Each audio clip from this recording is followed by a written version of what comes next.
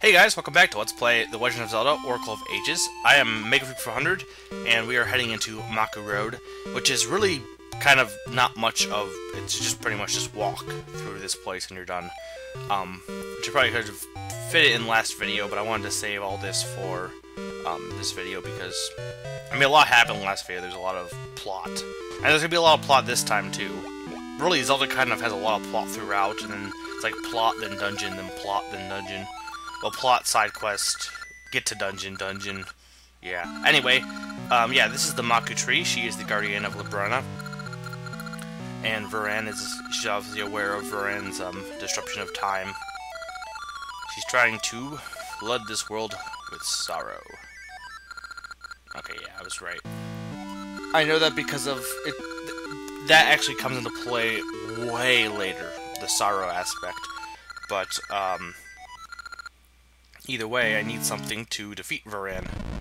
Oh no, the Maku Tree is glowing. That is not good. It's not really glowing, she's more or less changing colors, but still, that is not good. And, yeah, something is happening to her in the past. Which, unfortunately for us, means that the Maku Tree is no longer here. But there is a way we can go over here, and we'll find Ralph in the portal that Varan had created. Why it's still working, I'm not sure. You would think she would have closed it, but yeah, Ralph is still trying to get after Nehru, and obviously he can't save her unless he goes, you know, back in time. So that is his goal right now, and we shall follow him because, I mean, heck, we need the help of the Maku Tree. The Maku Tree is dying in the past, so the only thing we can do is go back in time. I do like how the theme kind of has a more old-timey kind of feel to it. So I do like that aspect. And obviously the past looks more kind of muted in colors and kind of not sepia tone, but it kind of has that color palette that kind of feels like sepia tone. If that makes any sense. I kind of wonder what this game would be like if it was remade, though. I mean, this goes for all the games, like Link's Awakening and Link to the Past, a lot of the 2D games. As much as I like them being 2D, you know, some of them actually have some really deep story. This story is actually fairly deep for the most, well, somewhat deep, but it almost like you can't take 2D games, though probably Final Fantasy VI proves me otherwise. But it seems like 3D games, for whatever reason, I don't know if it's because they're in a 3-dimension, you can relate to the characters a bit more, but it's a little harder to take these games seriously in terms of plot sometimes. I know there's obviously examples that prove me wrong on this. Mother, for example, would also prove me wrong. Mother 3, that is. In fact, that's the perfect example, but I do wonder what this game would be like if they remade it. Not even, I don't know, maybe you don't even need to make it into 3D, maybe you could just add more dialogue or different scenes or more animations or something, I don't know. But either way, it's great the way it is. I'm just... Specifically, I'm saying that because, okay, the Queen was very kind. Okay, so yeah, something's wrong with the Queen now because of Varan and her meddling.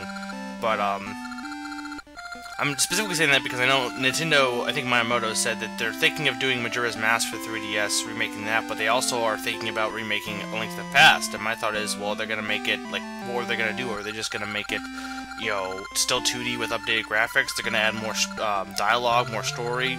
You know, that's kind of like why I've been thinking about that aspect of things. Okay, let's head up here. But unfortunately, we can't actually proceed because the Maku Tree's path is being blocked by dirt. So we need to find a way to clear that. And yeah, they pretty much are working non-stop thanks to Nehru's powers of time. Well, it is her powers, but Varan using them to create, basically, I think she's creating an endless day. Either she's doing that now, or she's going to do that.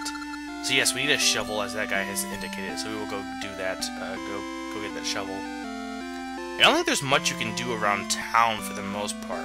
That's the one thing, a lot of the places around town, a good chunk, oh, and actually this is pretty important, somewhat, that she's building the tall tower for her love, who went off to sea, but unfortunately, the tower is kind of taking a dark twist thanks to Vuran. Anyway, like most of these buildings, like that one, for example, are used for like a side quest and for trading quests.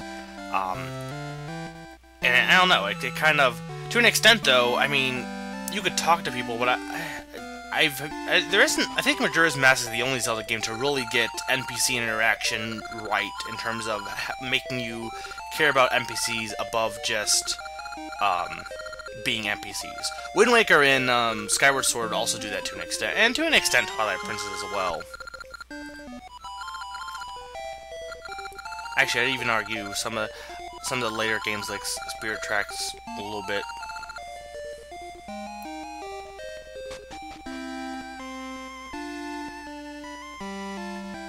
Wind Waker's NPCs are actually pretty memorable, even like the ones that don't have any purpose, you can still remember their names. That goes back to the whole thing. Is it because it's in a 3-dimensional game, or is it because they just had better writing or something? Okay, I was a palace advisor. So yeah, this old man. I think his sprite might be based on the old men sprites from the first Zelda game. I know there are characters in this game who kind of resemble them.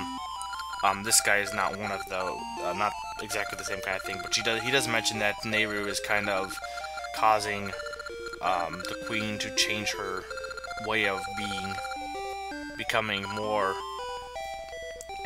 Queen's not really evil, but she's making bad decisions due to Vuran's influence. So anyway, we have to go down here. By the foreboding music, you can tell that this is not a very happy place. This is the Dark Tower.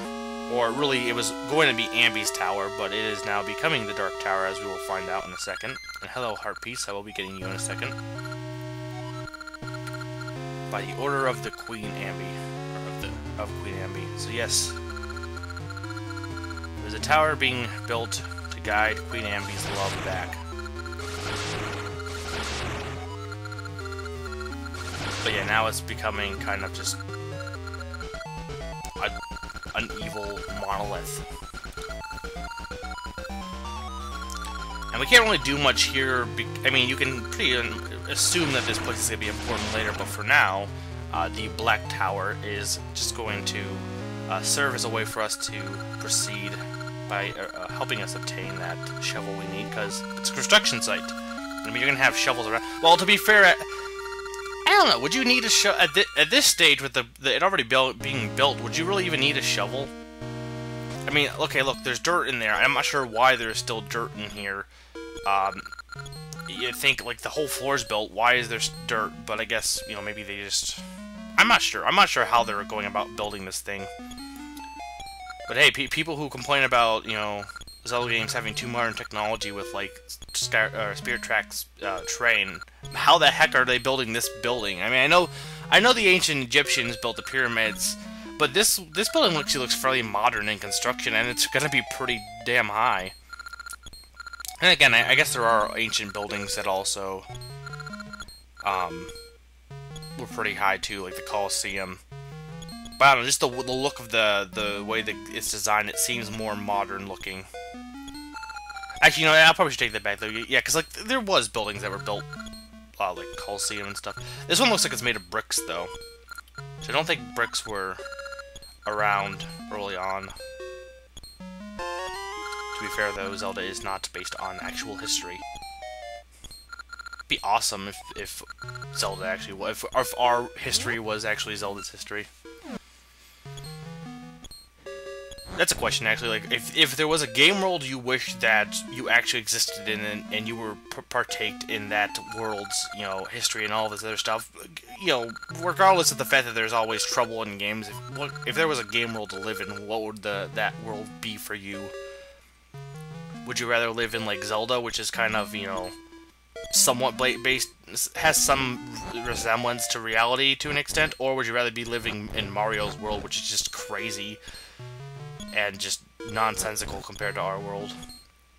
But with that, we now have the shovel, and we can now get that heart piece, and also get to the Maku Tree, who we can hopefully save from dying.